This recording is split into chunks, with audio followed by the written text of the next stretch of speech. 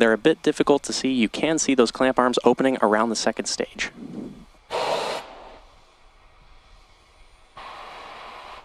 The first stage is connected to a launch mount at the base of the TE, but the TE is hinged and will retract away from the vehicle in preparation for launch. You may hear the TE referred to as the strongback from the launch team, and it does a lot of heavy lifting in the lead up to launch. It's designed to transport, raise, and support Falcon 9 at the launch pad. The TE is also equipped with umbilicals or flexible lines that are used to route the vehicle's fluids, power, and telemetry from the ground systems to the rocket and payload until Falcon 9 switches to internal power and clears the pad.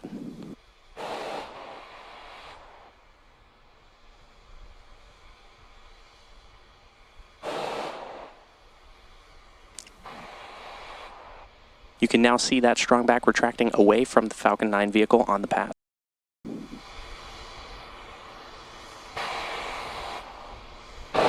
At this point in the countdown, both the first and second stages are nearly fully loaded with 1 million pounds of rocket-grade kerosene fuel and liquid oxygen. And both the first and second stages should finish propellant loading about a minute apart from each other, with the first stage finishing up at the T-minus 3 minute mark. Stage 1 LOX load is complete. And there's that call out for stage 1 LOX loading completion, and the second stage will finish up at around the T-minus 2 minute mark.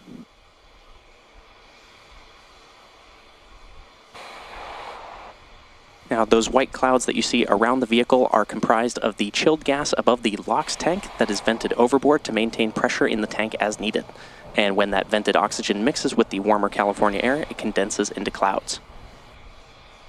At the T-minus 60-second mark, Falcon 9 will be in startup, and this will mean that the rocket's autonomous internal flight computers will have taken over the launch countdown. And just inside of T-minus 2 seconds, we'll light the M1D engines for liftoff.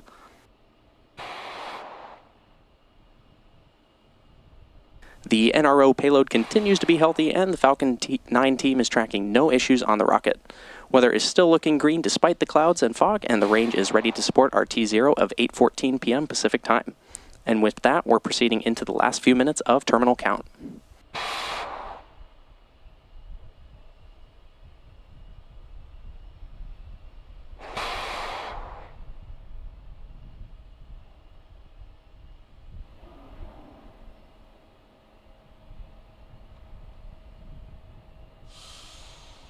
Stage 2 LOX load is complete.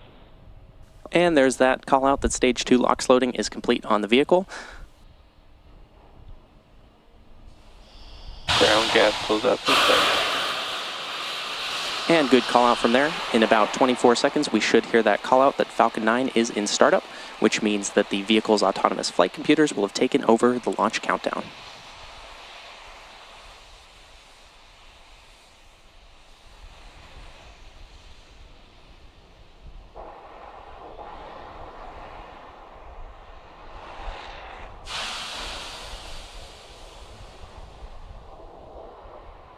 Falcon 9 is in startup. And there's that call out that Falcon 9 is in startup. Coming up in just a few moments, we'll hear the launch director, or LD, give the final go for launch. LD is go for launch. And there you heard the LD give the final go for today's mission. At T-minus 38 seconds and counting, all systems are go for launch of Falcon 9. So let's sit back and watch as Falcon takes the NROL-186 mission to space. T-minus 30 seconds.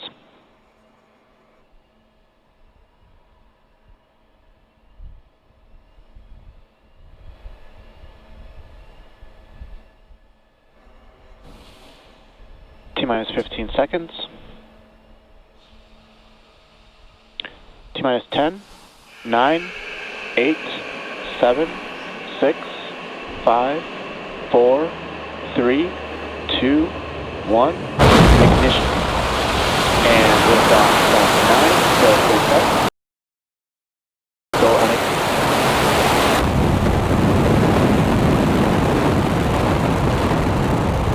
Vehicle is pitching downrange. Stage 1 chamber pressure nominal.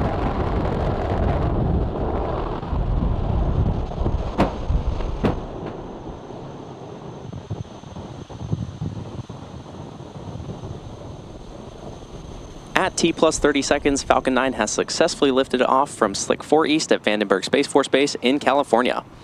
Coming up next, the vehicle will be passing through max Q, which is the point in the mission profile where the vehicle will experience the greatest amount of aerodynamic pressure as it ascends. Power and telemetry nominal. Good call out there. We should hear that call out for max Q in about 15 seconds from now. Vehicle is supersonic.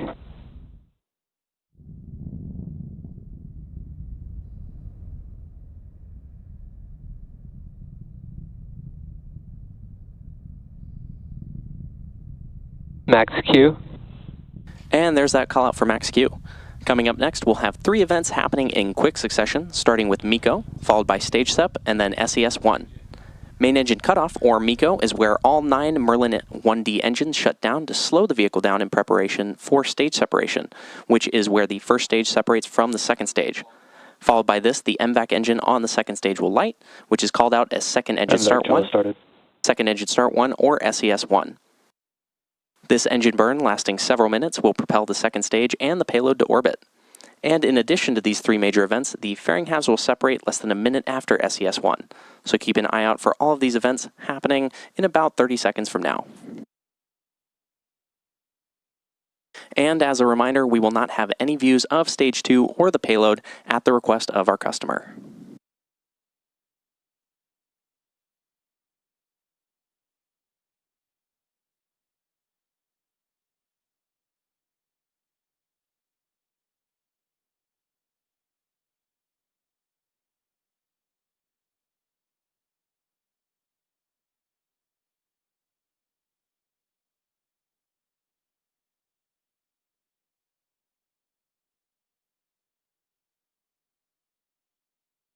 Main engine cut off.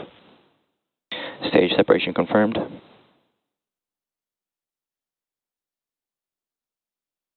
MVAC ignition. And there you heard those callouts back to back, which again were MECO, stage separation, and SES-1. Coming up shortly, we should hear a callout for fairing separation, but as a reminder, we will not be showing it on screen. Both payload fairing halves supporting tonight's mission are flight proven, with one half flying for its 13th time and the other flying for its 7th time.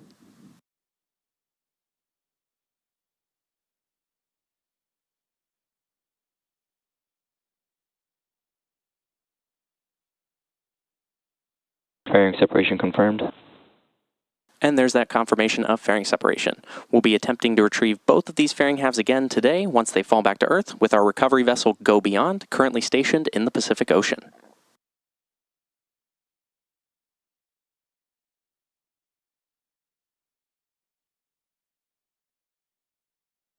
We're currently at T plus 3 minutes and 36 seconds into today's mission. Now the next major milestone coming up in a few minutes from now will be the entry burn of the Falcon 9 booster as it continues on its journey towards the Of Course I Still Love You drone ship currently stationed in the Pacific Ocean. Now to start the entry burn, we'll relight 3 of the M1D engines, which is similar to pumping the brakes to slow down the vehicle as it passes back into the Earth's atmosphere. We need to slow the vehicle down to reduce re-entry forces, which will then help us recover and reuse the first stage. Now, during the entry burn, Falcon 9 is decelerating by firing its Merlin engines, but it's still moving really fast. And this causes the vehicle to fly through Merlin's exhaust gases, also known as the rocket's plume, which deposits a layer of soot onto the vehicle surface. That soot comes from the carbon-based fuel that Falcon 9 uses, and with each flight, the soot builds up a little more on the outside of the vehicle.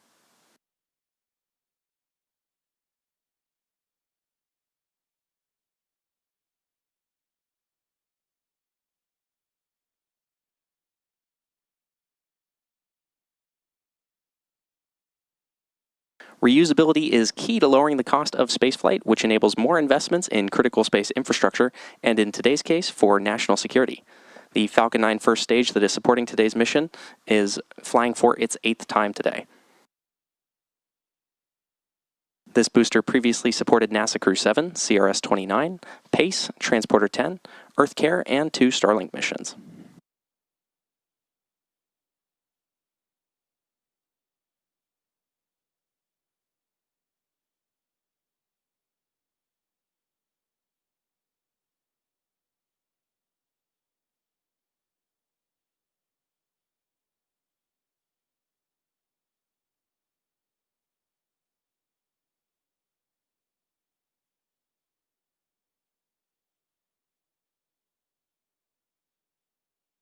We should be hearing the call out for the entry burn of the Falcon 9 booster in about 30 seconds from now.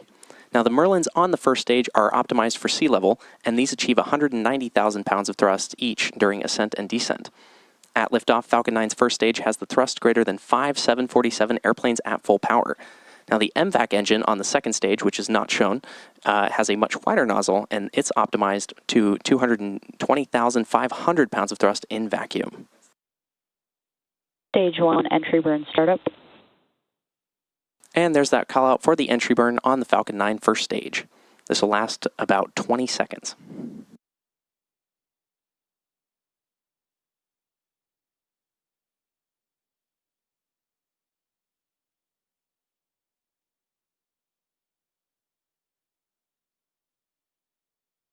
Stage 1 entry burn shutdown. And there you heard that call out for entry burn shutdown on the Falcon 9 first stage. Vehicles are on nominal trajectories.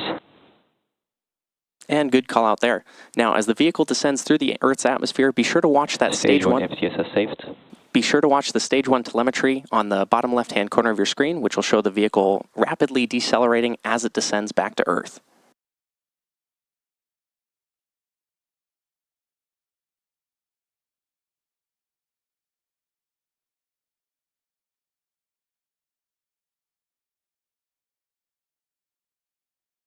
Coming up in about 30 seconds from now, we'll have the landing burn on the Falcon 9 first stage, and the landing burn is the final burn of the Falcon 9 booster used to reduce the remaining speed of the vehicle in order to allow for a soft touchdown Stage 2 FTSS saved. on the drone ship.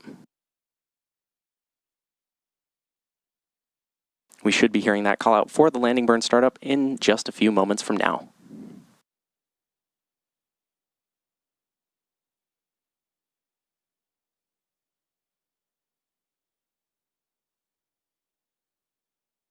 Stage 1 landing burn. And there you heard and saw startup of the landing burn on the Falcon 9 first stage. As a reminder, Stage 2 terminal guidance. As a reminder, this booster is set to land on the Of Course I Still Love You drone ship currently stationed in the Pacific Ocean. Landing leg deploy.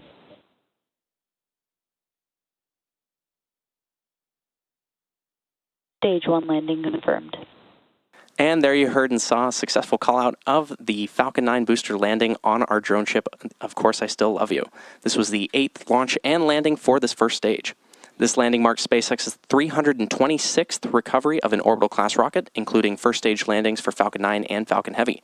Today's mission marks SpaceX's 362nd overall mission to date and the 67th mission of this year.